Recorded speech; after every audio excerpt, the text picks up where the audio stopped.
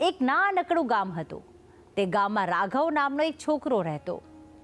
રાઘવ ખૂબ હોશિયાર હતો, પણ જન્મથી તેની આંખોની રોશની બહુ ઓછી હતી.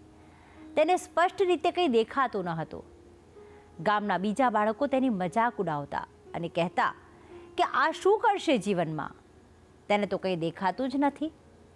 આ વાતો રાઘવના દિલને દુઃખ આપતી, પણ તેણે ક્યારેય હાર માનવી શીખી જ ન હતી. તેના પિતા હંમેશા તેને સમજાવતા કે ભગવાને તારી એક ક્ષમતા ઓછી કરી છે, પણ તેના બદલે તને કંઈક ખાસ આપ્યું છે. રાઘવને સંગીતનો ખૂબ શોખ હતો. તે દિવસભર બેસીને ભજન સાંભળતો અને ધીમે ધીમે તે પોતે ગાવા પણ લાગ્યો. એક દિવસ ગામમાં ભજન સ્પર્ધા યોજાઈ અને રાઘવે ભાગ લેવાનું નક્કી કર્યું.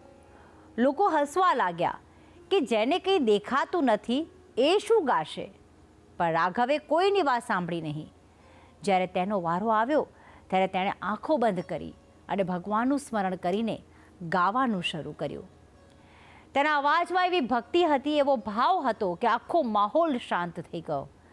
દરેક માણસ મંત્રમુગ્ધ થઈ ગયો અને ઘણા લોકોની આંખોમાં તો આંસુ આવી ગયા.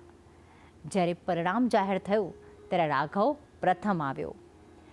જે લોકો તેની મજાક ઉડાવતા હતા એ જ લોકો આજે તેની તાળી વગાડવા લાગ્યા. તે દિવસે ગામના દરેક વ્યક્તિએ એક સત્ય સમજ્યું કે ભગવાન જ્યારે એક દરવાજો બંધ કરે છે ત્યારે બીજો દરવાજો જરૂર ખોલે છે. આ વાત એ શીખ આપે છે કે કમજોરી શરીરમાં હોઈ શકે, પણ જો વિશ્વાસ મજબૂત હોય તો માણસ કંઈ પણ હાંસલ કરી શકે છે. અને હવે આ વાત એક સુવિચાર દ્વારા પણ સમજી લઈએ.